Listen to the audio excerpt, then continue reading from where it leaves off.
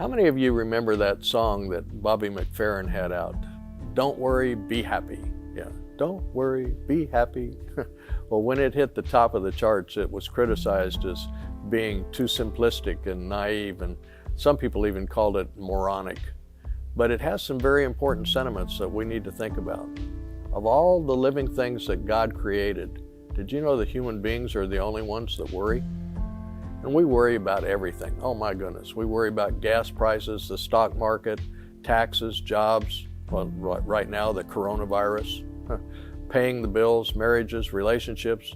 Parents worry about their children, children worry about their parents. I mean, you name it, somebody is worrying about it right now. Recently, someone found that 4 of the top 5 best-selling nonfiction hardback books on Amazon are dealing with subjects that we worry about: health, change, relationships, and of course money.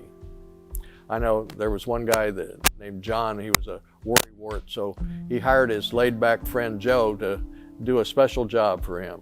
You see, he said Joe had to think about all the troubles that were affecting John's life and any that might possibly affect him in the future, and then Joe's job was to worry about them.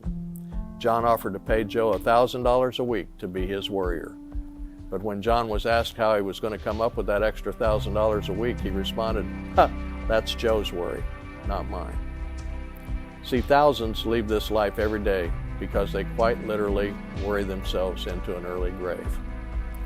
Worry comes from the Anglo-Saxon word to strangle or to choke. So you see what happens? Worry can get a stranglehold on us and literally cut off the air supply that allows us to breathe emotionally. Worry, anxiety, concern, apprehension, all of these things keep us from living our lives to the very fullest because we're filled with fear that something awful will happen. Worry wastes a lot of emotional energy. Have you actually ever analyzed how few of the things that we worry about really do happen? Worry never climbed a hill. Worry never paid a bill. Worry never dried a tear. And worry never calmed a fear. Philippians 4, 6, and 7 tells us not to worry about anything, but to pray about everything with thanksgiving.